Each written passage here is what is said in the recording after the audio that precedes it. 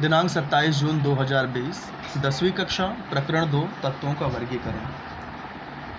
बच्चों, पिछले वीडियो में हमने आधुनिक आवर्त सारणी का नियम और उसकी विशेषताएं सीखी थी,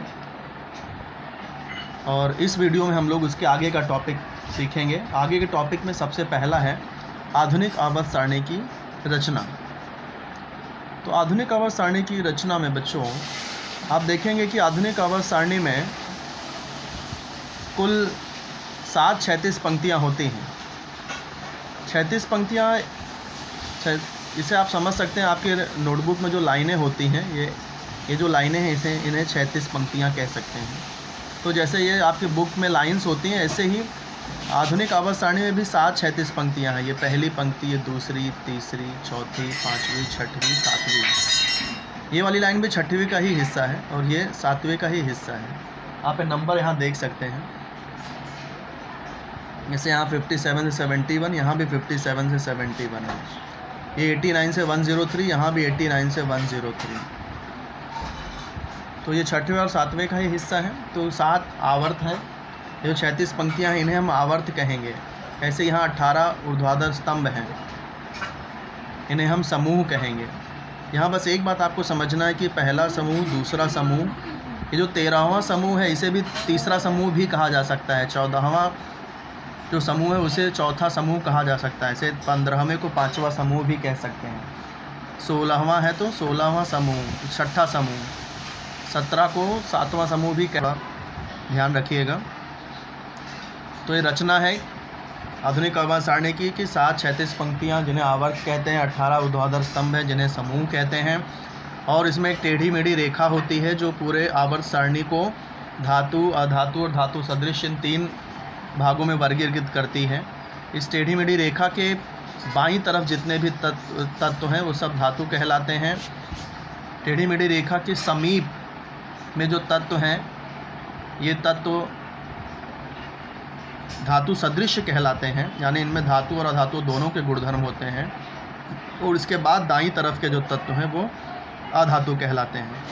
इनके अलावा सारणी को 4 खंडों में विभाजित किया गया है। जैसे पहला और दूसरा जो समूह है इसे एस खंड कहा गया है। 13 से लेकर 18 जो समूह है इन्हें पी खंड कहा गया है। 3 से लेकर 12 जो समूह है इन्हें डी खंड कहा गया है। और नीचे जो श्रेणियाँ दी गई हैं इन्हें लैंथेनाइड और एक्टेनाइड श्रेणी कहा गया है, क्योंकि ये La से शुरू होता है, लैथेनियम से शुरू होता है, इसलिए इसे लैंथेनाइड श्रेणी कहते हैं। और ये एक्टिनियम से शुरू होता है ये श्रेणी, इसलिए इसे एक्टेनाइड श्रेणी कहा जाता है।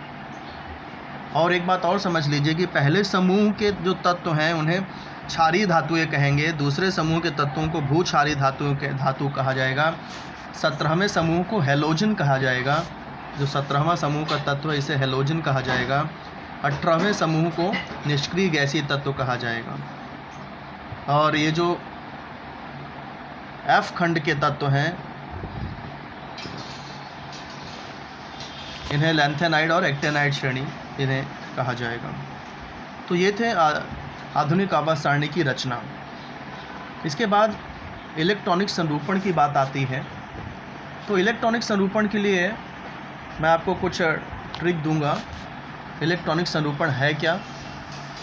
इलेक्ट्रॉनिक संरूपण का अर्थ होता है कि किसी भी तत्वों के परमाणु में इलेक्ट्रॉन को किस तरह से हमें उनके कवच में एडजस्ट करना है, किस तरह से स्थापित करना है। तो उसका एक नियम है बच्चों। तो पहले तो आप समझ लीजिए कि आपको कैसे आवर्त सारणी याद रखनी है। कैसे, यदि आवर्त सारणी आपने याद कर लिया जो मैं बता रहा हूँ, तो आपको परमाणु क्रमांक भी याद रहेंगे, इलेक्ट्रॉनिक संरूपण भी याद हो जाएगा, और धात्विक अधात्विक गुणधर्म भी आप समझ पाओगे, परमाणुओं का आकार भी समझ पाओगे, उनकी संयोजकता, बहुत सारी बातें आपको समझ में आ जाएंगी। तो मैं जो समझाने जा रहा हूँ उसकी तरफ ज़रा ध्यान से देखना। सबसे पहले तो आप इस तरह से नंबर लिख दीजिए, 1 2 3, सॉरी 3 नहीं, 3 के बाद, इसके 2 के बाद 13 लिखना है। 13 14 15 16 17 और 18 ये नंबर आपको लिखने हैं। इसके बाद में आपको कैसे करना है, जैसे कि हाइड्रोजन हीलियम, इसे आप ऐसे याद रखिए hi hello, listen, BBC news, on Friday night, ना मांगो, अल्लाह से, पेप्सी, सोडा, कोला और काजू केक। तो इस तरह से आप देखिए कुल 20 तत्व आप लिख सकते हैं। अब इनके परमाणु क्रमांक याद रखना बहुत आसान है। हाइड्रोजन है तो परमाणु क्रमांक 1 होगा, फिर 2, 3, 4, 5, 6, 7, 8, 9, ये नियॉन का 10, 11, 12, 13, 14, 15, 16, 17, 18, 19, 20। तो इस तरह से 20 तत्व तो आप लिख सकते हैं, उनके परमाणु क्रमांक लिख सकते हैं। इतना यदि आपको आ गया बच्चों, तो आप इन सब के इलेक्ट्रॉनिक संरूपण भी लिख सकते हैं। जैसे कि अब इलेक्ट्रॉनिक संरूपण लिखते समय आपको क्या सावधानी रखनी है, वो आपको ध्यान रखना है बच्चों। इलेक्ट्रॉनिक संरूपण लिखते समय आप ये याद रखना बेटा कि जो पहला नंबर है, इसे पहला कवच भी कहते हैं, यहाँ आप ज़्यादा से ज़्यादा 2 ही लिख सकते हैं। 2 से ज़्यादा बड़ा नंबर, 2 से बड़ा नंबर नहीं लिख सकते पहले कवच में। और उसके बाद जितने भी कवच हैं उसमें 8 से बड़ा नंबर नहीं लिख सकते। ये नियम आपको याद रखने हैं। ये नियम यदि आपको याद है रहें तो आप इलेक्ट्रॉनिक संरूपण बहुत अच्छे से लिख सकते हैं। जैसे कि मैं लिखता हूँ इलेक्ट्रॉनिक संरूपण, देखिए हाइड्रोजन का परमाणु क्रमांक 1 है। तो इलेक्ट्रॉनिक संरूपण लिखते समय मैंने आपको बताया कि पहला नंबर 2 से बड़ा नहीं हो सकता। अब यहाँ एक ही परमाणु क्रमांक 1 है, यानी एक ही इलेक्ट्रॉन है, तो यहाँ इलेक्ट्रॉनिक संरूपण 1 आ जाएगा। उसके बाद देखिए सीधा हीलियम है। हीलियम का परमाणु क्रमांक 2 है। अब इलेक्ट्रॉनिक संरूपण कैसे लिखेंगे? पहला नंबर मैंने कहा था कि 2 से बड़ा नहीं हो सकता, और यहाँ 2 इलेक्ट्रॉन है तो पहले कवच में आराम से आ जाएंगे। फिर हीलियम के बाद तीसरा नंबर आता है लिथियम का। लिथियम का परमाणु क्रमांक 3 है। मैंने कहा 3, पहला जो कवच में 2 से ज़्यादा इलेक्ट्रॉन नहीं आ सकते, तो 3 में से केवल 2 इलेक्ट्रॉन पहले कवच में आएंगे। अभी भी 3 में से केवल 2 ही इलेक्ट्रॉन हमने लिखा है, अभी 1 इलेक्ट्रॉन बच गया है, तो वो जो 1 इलेक्ट्रॉन है वो अगले कवच में आ जाएगा। तो लिथियम का इलेक्ट्रॉनिक संरूपण हो गया 2,1। चौथे नंबर पे देखिए यहाँ पे बेरिलियम है, जिसका परमाणु क्रमांक 4 है। तो इलेक्ट्रॉनिक संरूपण जैसा मैंने बताया, 4 में से पहले कवच में 2 ही इलेक्ट्रॉन लिखे जा सकते हैं। 4 में से 2 लिख दिया है, 2 अभी भी बचे हैं, तो ये जो 2 बचा हुआ है वो दूसरे कवच में आ जाएगा। इसी तरह से मैं इसका सीधा लास्ट में आ जाऊं, अगर लास्ट में यहाँ पर नियॉन है, तो नियॉन का परमाणु क्रमांक 10 है। तो इसका इलेक्ट्रॉनिक संरूपण कैसे लिखेंगे? देखिए, पहले कवच में 10 इलेक्ट्रॉन है, यहाँ परमाणु क्रमांक 10 यानी इलेक्ट्रॉन 10 है। पहले कवच में 2 ही इलेक्ट्रॉन लिखा जा सकता है। 10 में से 2 इलेक्ट्रॉन पहले कवच में आ गया, अभी भी 8 इलेक्ट्रॉन बच गए हैं। तो मैंने कहा था कि दूसरे जो कवच हैं वहाँ मैक्सिमम 8 इलेक्ट्रॉन लिख सकते हैं, तो यहाँ पर 8 इलेक्ट्रॉन लिखा जा सकता है। तो नियॉन का हो गया 2,8। ऐसे ही चलते हैं 11वें पर। 11वां जो तत्व है हमारा वो है सोडियम। तो देखिए सोडियम परमाणु क्रमांक 11 है, यानी यहाँ पर 11 इलेक्ट्रॉन है। अब इसका इलेक्ट्रॉनिक संरूपण कैसे लिखेंगे? देखिए, पहले कवच में 2 ही इलेक्ट्रॉन आ सकते हैं, तो 11 में से 2 इलेक्ट्रॉन पहले कवच में लिख दिया। अब किसी भी कवच में 8 से ज़्यादा इलेक्ट्रॉन आप नहीं डाल सकते, ये बात ध्यान रखना है। तो दूसरे कवच में हम 8 इलेक्ट्रॉन डाल देते हैं, तो टोटल 8 और 2 10 इलेक्ट्रॉन, 11 में से 10 इलेक्ट्रॉन हमने स्थापित कर दिया है। अब बचा क्या? 1 इलेक्ट्रॉन अब भी बच गया है, तो वो तीसरे कवच में आ जाएगा। तो 2, 8 और 1, तो ये हो गया सोडियम का इलेक्ट्रॉनिक संरूपण। तो ये जो तीसरा, अब इसी तरह से यहाँ पे जो अगला यदि 12वां कौन सा था, मैग्नीशियम था 12, तो 12वें का हो जाएगा 282। तो ये जो तीसरा कवच है यही यहाँ पर भरता रहेगा। कब तक भरता रहेगा? जब तक ये 8 ना हो जाए। 281, 282, 283, 284, ऐसे लास्ट में 288 तक चलता रहेगा। 288 के बाद में यहाँ पर जो 19वां तत्व आएगा, यहाँ पर बना देता हूँ मैं। 19वां तत्व वो है पोटेशियम। अब देखिए इसका इलेक्ट्रॉनिक संरूपण कैसे लिखेंगे। 19 में से 2 इलेक्ट्रॉन पहले कवच में आ गए, 8 इलेक्ट्रॉन दूसरे में, 19 में से 10 हमने स्थापित किया, तो अभी भी 9 बचे हुए हैं। तो ये 8 और ये 1, तो ये पोटेशियम का इलेक्ट्रॉनिक संरूपण हो गया। 1 2 3 4 कवच हैं यहाँ पर। इस तरह से कब तक चलता रहेगा? ये जब तक ये टोटल 2888 ना हो जाए। ये अंतिम कवच तब तक बढ़ते रहती है, अंतिम कवच में इलेक्ट्रॉन भरते रहते हैं जब तक वो पूरा 8 ना हो जाए। और जैसे ही 8 हो जाता है फिर उसके बाद नया आवर्त शुरू हो जाता है, यानी नए आवर्त में फिर ये कवच की संख्या 1 बढ़ जाएगी। जैसे कि यहाँ पीछे हम देख रहे थे कि पहले 1 ही कवच था, फिर उसके बाद 2 कवच हो गए, उसके बाद 3 कवच हो गए। और यहाँ एक बात और आपको समझनी होगी कि ये आवर्त की संख्या और कवच की संख्या सेम ही होती है। जैसे ये पहला आवर्त है, पहली लाइन है, तो आप देखिए एक ही कवच है, सिर्फ एक ही कवच है, एक और एक ही नंबर लिख रहे हैं ना, यानी एक ही कवच है। ये आपका दूसरा आवर्त है, दूसरी लाइन है, तो आप देखिए यहाँ 2 कवच है, 1 2 1 2 1 2। ऐसे ये तीसरा आवर्त है, तो यहाँ पर 1 2 3 1 2 3 3 आवर्त हैं। तो ये आवर्त की संख्या और ये कवच की संख्या 1 2 ये हमेशा समान होती है। तो किसी भी कवच की संख्या को देख करके हम ये अनुमान लगा सकते हैं कि वो तत्व कौन से आवर्त में होगा। उसी प्रकार समूह भी आप पहचान सकते हैं। देखिए आप देख सकते हैं समूह यानी ऊपर से नीचे, यहाँ देखिए 1 आ रहा है, यहाँ भी देखो लास्ट वाला जो नंबर है 1 आ रहा है, यहाँ भी 1 आ रहा है। ये जो लास्ट वाला जो नंबर है इसे संयोजकता इलेक्ट्रॉन कहते हैं। तो समूह में संयोजकता इलेक्ट्रॉन हमेशा समान होते हैं, जैसे 1 1 1। तो संयोजकता इलेक्ट्रॉन 1 है, इसका मतलब वो पहले समूह का तत्व है। ऐसे ही संयोजकता इलेक्ट्रॉन यहाँ पर देखिए 2 है, इसका मतलब वो दूसरे समूह का तत्व है।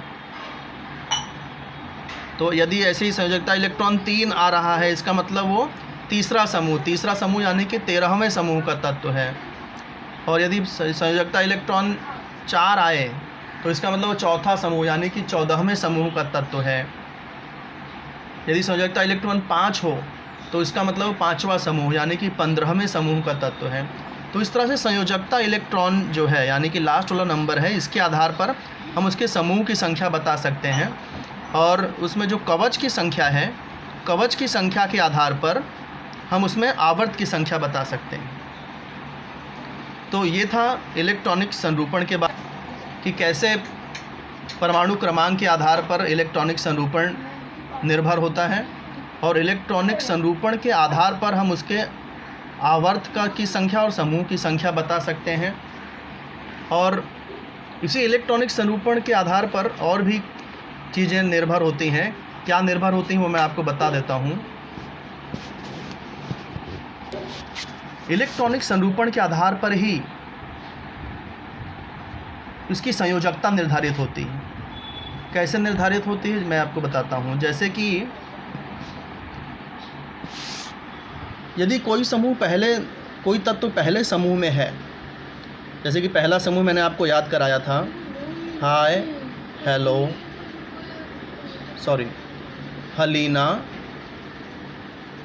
हलीना कल रिज़र्व बैंक के चेक्स फ्री में देगी। अब देखिए यहाँ पहले समूह में है तो यहाँ सबकी संयोजकता 1 होगी। 1 क्यों होगी? क्योंकि देखिए यहाँ पर ये 1 है, परमाणु क्रमांक 1 था, तो इसलिए यहाँ पर संयोजकता इलेक्ट्रॉन 1 है। लिथियम में क्या होगा कि ये 2,1, क्योंकि यहाँ 3 है ये कैसे होगा? अब यहाँ 3 कवच होंगे क्योंकि ये तीसरे आवर्त में है, तो 3 कवच कैसे लिख सकते हैं? 2, 8 और 1। अब ये देखिए, ये आपका चौथा आवर्त है तो 4 कवच होंगे। तो 4 कवच कैसे? पहला कवच पूरी तरह से भरा होगा, दूसरा कवच भी पूरी तरह से भरा होगा, तीसरा कवच भी पूरी तरह से भरा होगा, और चौथे कवच में चूंकि पहला समूह है इसलिए 1 ही इलेक्ट्रॉन होंगे चौथे कवच में। आवर्त 4 है इसलिए कवच भी 4 होंगे। ये पहला समूह है इसलिए अंत में 1 इलेक्ट्रॉन होगा। तो यहाँ पर आप ध्यान से देखिए, सब पहले समूह में है, सबकी संयोजकता इलेक्ट्रॉन 1 है, तो यहाँ सबकी संयोजकता भी 1 होगी। इसी तरह अगर दूसरा समूह है तो सबकी संयोजकता इलेक्ट्रॉन 2 होगी और सबकी संयोजकता भी 2 होगी। तीसरा समूह के तत्व का तत्व है अगर, तो सब में संयोजकता इलेक्ट्रॉन की संख्या 3 होगी और संयोजकता भी 3 होगी। ऐसे ही चौथा आवर्त है तो सब में संयोजकता इलेक्ट्रॉन 4 होगी और सबकी संयोजकता 4 होगी। पांचवा समूह यानी कि 15वां समूह है अगर, तो सबकी संयोजकता इलेक्ट्रॉन 5 होगी, लेकिन संयोजकता, अब यहाँ पर आपको ध्यान रखना है, संयोजकता 5 नहीं होगी बल्कि अब यहाँ आपको 8 से माइनस करना पड़ेगा। 8 में से 5 माइनस करेंगे 3 आ जाएगा, तो 15वें समूह में यहाँ सबकी संयोजकता 3 होगी। तो पहले संयोजकता 1, फिर 2, फिर 3, फिर 4, यानी 1 से 4 तक संयोजकता बढ़ती है आवर्त में बाएं से दाएं। उसके बाद फिर कम होने लगती है 3। अभी छठवां समूह है तो 8 - 6 करेंगे तो 2 आ जाएगा। फिर 7वां समूह है, 17वां समूह है यानी 7वां समूह तो 1, और लास्ट में 18वां समूह, उसमें संयोजकता 0 हो जाएगी। तो देखिए आवर्त में संयोजकता कैसे परिवर्तित होती है, 1 से लेकर 4 तक बढ़ती है और 4 से फिर 0 तक फिर कम हो जाती है। तो ये संयोजकता में परिवर्तन होता है इस प्रकार से। और समूह में क्या होता है? समूह में देखिए संयोजकता इलेक्ट्रॉन समान होते हैं इसलिए उनकी संयोजकता भी समान होगी, यानी यहाँ सबकी संयोजकता 1 होगी। दूसरे समूह में सबकी जितने भी तत्व होंगे सबकी संयोजकता 2 होगी। तीसरे समूह में सबकी संयोजकता 3 होगी। चौथे समूह में सबकी संयोजकता 4 होगी। पाँचवें में सबकी संयोजकता 5 होगी। तो समूह में सबकी संयोजकता समान होती है, उनके रासायनिक गुणधर्म भी समान होते हैं। जबकि आवर्त में क्या होता है? आवर्त में ये संयोजकता 1 से 4 तक बढ़ती है और 4 से 0 तक कम होती है, और उनके जो गुणधर्म है तत्वों के वो भी धीरे धीरे परिवर्तित होते जाते हैं। जैसे कि पहले सबसे अच्छा धातु होगा, फिर उसके बाद उसका धात्विक गुणधर्म धीरे धीरे कम हो जाएगा, फिर धातु सदृश मिलेगा, उसके बाद आधात्विक गुणधर्म शुरू होने लगेंगे और वो आधात्विक गुणधर्म भी धीरे धीरे बढ़ता चला जाएगा। तो आवर्त में गुणधर्म बदलते जाते हैं जबकि समूह में गुणधर्म समान रहते हैं। आवर्त में संयोजकता 1 से 4 तक बढ़ती है, फिर 4 से 0 तक कम होते जाती है, जबकि समूह में संयोजकता समान होती है। तो ये संयोजकता को लेकर के मैंने बताया। अब मैं आपको आकार को लेकर के बता दूं, परमाणु का आकार में क्या परिवर्तन होता है। देखिए जैसे पहला समूह की मैं बात करूं तो पहला समूह क्या सिखाया था मैंने आपको? ह, ली, ना, कल, रिजर्व बैंक के चेक्स फ्री में देगी। तो देखिए ये पहला समूह है और ये पहला आवर्त है, तो यहाँ पर सिर्फ एक ही कवच है और 1 इलेक्ट्रॉन है। अब ये दूसरा आवर्त है, पहला समूह है, तो यहाँ क्या होगा? 2 कवच होंगे, ये पहला कवच और ये दूसरा कवच, क्योंकि मैंने संरूपण लिखा था यहाँ पे 2,1, 2 कवच। तीसरा देखिए मैं आपको समझा रहा हूँ परमाणु आकार के बारे में। परमाणु आकार, समूह में परमाणु आकार में क्या परिवर्तन होता है देखिए।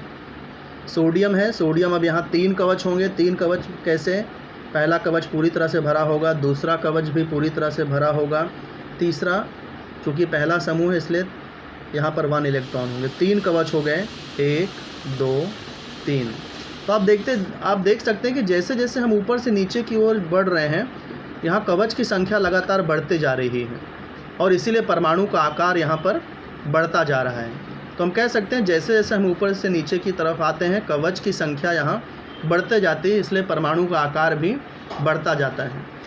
जबकि आवर्त में क्या होता है, परमाणु आकार हमने यहाँ समूह में देखा, समूह में परमाणु आकार।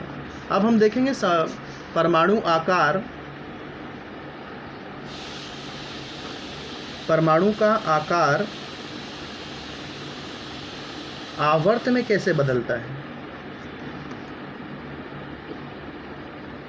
जैसे तीसरा आवर्त यदि हम ले लेते हैं, पहला छोड़ देते हैं, दूसरा छोड़ देते हैं, तीसरे आवर्त में अगर आ जाएं, तो तीसरा आवर्त क्या था, ना मांगो अल्लाह से पेप्सी, सोडा, कोला और AR। तो अब देखिए, शुरुआत करते हैं, इलेक्ट्रॉनिक संरूपण लिखता हूँ मैं। जब ये तीसरा आवर्त है यानी 3 कवच होंगे, 3 कवच होंगे तो पहले कवच फुल होगा, 2, दूसरा भी फुल होगा, तीसरे में यहाँ एक ही इलेक्ट्रॉन होगी क्योंकि ये पहला ही समूह है। तो देखिए 3 कवच यहाँ पे कैसे होंगे, पहला कवच 2 इलेक्ट्रॉन, 2 इलेक्ट्रॉन, दूसरा कवच, दूसरे 8 इलेक्ट्रॉन हैं, तो 1 2 3 4 5 6 7 8। तीसरा कवच है जिसमें कि 1 इलेक्ट्रॉन है, तीसरा कवच है 1 इलेक्ट्रॉन है। अब मैग्नीशियम देखिए, मैग्नीशियम क्या होगा, ये तीसरे आवर्त का तत्व है तो 3 कवच होंगे, 3 कवच में से 2 कवच तो फुल होंगे। अब ये दूसरे समूह में हम आ चुके हैं तो इसलिए यहाँ इलेक्ट्रॉन 1 बढ़ जाएगा, 2 इलेक्ट्रॉन हो जाएगा। अब क्या होगा देखिए, कवच तो 3 है यहाँ पर, 1 2 3, तो यहाँ पर क्या होगा, एक आखिरी कवच में 2 इलेक्ट्रॉन बढ़ गए। जैसे ही 2 इलेक्ट्रॉन बढ़ेंगे होगा क्या बच्चों, यहाँ पर होता क्या है कि जितने इलेक्ट्रॉन होते हैं ना उतने ही यहाँ प्रोटॉन भी होते हैं केंद्रक में। जैसे कि यहाँ पर टोटल 11 इलेक्ट्रॉन थे तो यहाँ प्रोटॉन भी 11 होते हैं। प्रोटॉन यानी कि धनात्मक कण भी 11 होते हैं। और ये जो प्रोटॉन है धनात्मक कण है और इलेक्ट्रॉन यानी ऋणात्मक कण है, इनमें बीच में आकर्षण बल होता है, इनके बीच में आकर्षण बल होता है, खिंचाव होता है। तो देखिए यहाँ पर अब 12 इलेक्ट्रॉन हो गए हैं टोटल, तो यहाँ पर जो प्रोटॉन की संख्या है वो भी 12 हो जाएगी। तो प्रोटॉन की संख्या यहाँ बढ़ने के कारण क्या होता है कि ये जो बाहरी इलेक्ट्रॉन हैं उनका आकर्षण बल और बढ़ जाता है। तो उसके वजह से क्या होता है, इनका आकार छोटा होता जाता है। अब यदि एल्युमिनियम पर हम चले, एल्युमिनियम पर, तो एल्युमिनियम में भी देखिए तीसरा आवर्त है तो ये 3 कवच ही होंगे, इसमें 2 कवच तो पूरी तरह भरा होगा। अब ये इलेक्ट्रॉन यहाँ 1 और बढ़ जाएगा, 3 आ जाएगा।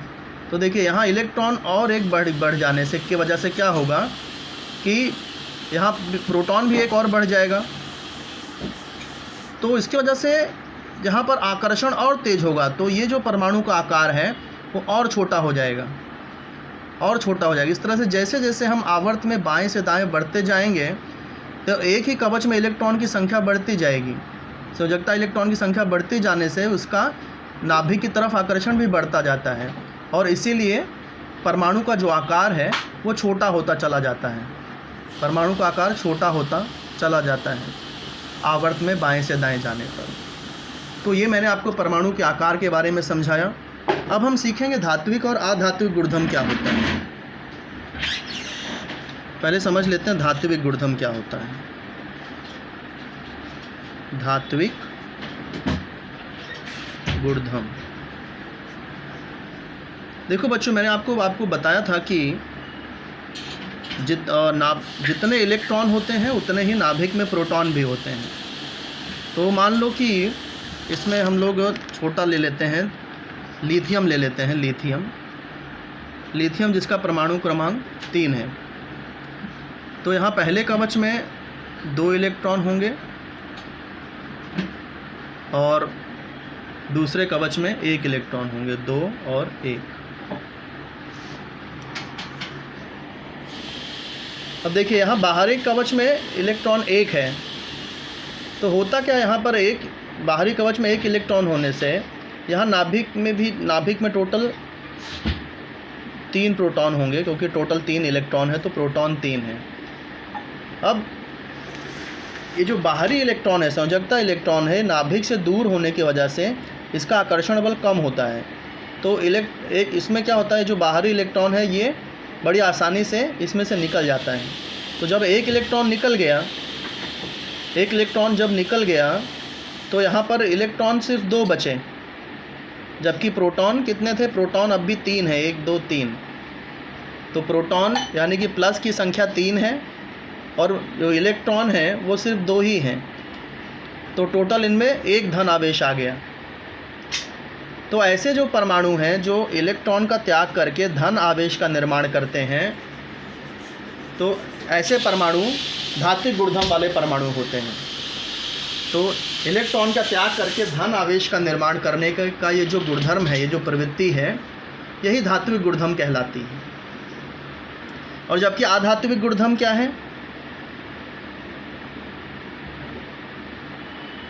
आधात्विक गुणधर्म क्या है, आधात्विक गुणधर्म ठीक इसका उल्टा है। ये जो धात्विक गुणधर्म एक कब होता है, जब बाहर इलेक्ट्रॉन 1 हो, 2 हो या फिर 3 हो, तब ये धात्विक गुणधर्म उस परमाणु में पाया जाता है। आधात्विक गुणधर्म कब होता है, जब उसमें 4 से ज़्यादा इलेक्ट्रॉन होते हैं। जैसे कि तो कौन सा उदाहरण यहाँ भी हम लें, फ्लोरीन का ले लेते हैं। फ्लोरीन परमाणु क्रमांक 9 है।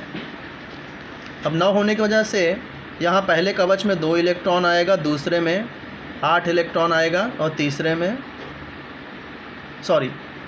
टोटल 9 है ना, तो 2 और ये 7 इलेक्ट्रॉन आ जाएगा। तो ये टोटल यहाँ पर 9 हो गया। अब देखिए यहाँ पर इलेक्ट्रॉनिक संरूपण पूरा करने के लिए, इस कवच को पूरा करने के लिए केवल 1 इलेक्ट्रॉन की आवश्यकता है। तो यहाँ पर होगा क्या, ये 1 इलेक्ट्रॉन यहाँ पर ग्रहण करते हैं। अभी यहाँ पर जैसे त्याग हो रहा था,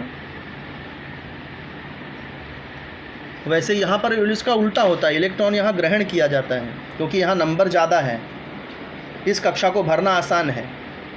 जबकि यहाँ इस कक्षा को भरना कठिन था, क्योंकि 7 इलेक्ट्रॉन लगेगा इसे भरने के लिए। तो जो इजी होता है परमाणु वही कार्य करता है, जो कार्य इजी होता है वही किया जाता है। तो यहाँ पर इलेक्ट्रॉन का त्याग होता है, जबकि यहाँ पर 7 इलेक्ट्रॉन है, इस कवच को भरना आसान है, 1 इलेक्ट्रॉन की ही ज़रूरत है। तो ऐसे जो परमाणु होते हैं, ऐसे तत्वों के परमाणु इलेक्ट्रॉन ग्रहण करते हैं। तो देखिए इसमें होता क्या है, टोटल 9 इलेक्ट्रॉन थे, तो इसमें प्रोटॉन भी 9 थे, प्लस पॉजिटिव जो कण थे नाभिक में वो भी 9 थे, और जो इलेक्ट्रॉन थे वो भी 9 थे। लेकिन जैसे इसने 1 इलेक्ट्रॉन ग्रहण कर लिया, 1 इलेक्ट्रॉन ग्रहण कर लिया, वैसे ही अब यहाँ इलेक्ट्रॉन की संख्या 10 हो गई, यानी इलेक्ट्रॉन 1 बढ़ गया। अब -9 + 10 करेंगे तो आंसर यहाँ पर -1 आ जाएगा। यानी इस तरह के जो कण होते हैं, 1 इलेक्ट्रॉन ग्रहण करके ऋण आवेश का निर्माण करते हैं। तो ये जो गुणधर्म है परमाणुओं में कि इलेक्ट्रॉन ग्रहण करके ऋण आयन का निर्माण करना, इसे ही आधात्विक गुणधर्म कहा जाता है। अब ये जो आधात्विक गुणधर्म और धात्विक गुणधर्म है, ये आवर्त और परमाणुओं, आवर्त और समूहों में इनमें रिलेशन है। क्या रिलेशन है देखिए, आवर्त में क्या होता है, मैंने आपसे कहा था कि आवर्त में समूह में जब हम ऊपर से नीचे की तरफ जाते हैं तो परमाणु का आकार बढ़ता जाता है। परमाणु का आकार बढ़ने की वजह से ये जो संयोजकता इलेक्ट्रॉन है, बाहरी कवच का जो इलेक्ट्रॉन है, वो नाभिक से दूर होता जाता है। नाभिक से दूर होने के कारण इसका नाभिक की तरफ आकर्षण बल कमज़ोर हो जाता है और इसलिए इसका त्याग करना कठिन हो जाता है, आसान होता जाता है आकर्षण बल कम होने की वजह से। तो इसलिए आप देख सकते हैं कि यहाँ धात्विक गुणधर्म बढ़ता जा रहा है। मैंने आपको बताया था धात्विक गुणधर्म किसे कहते हैं, इलेक्ट्रॉन को त्याग करके धन आवेश का निर्माण करने के गुणधर्म को ही धात्विक गुणधर्म कहते हैं।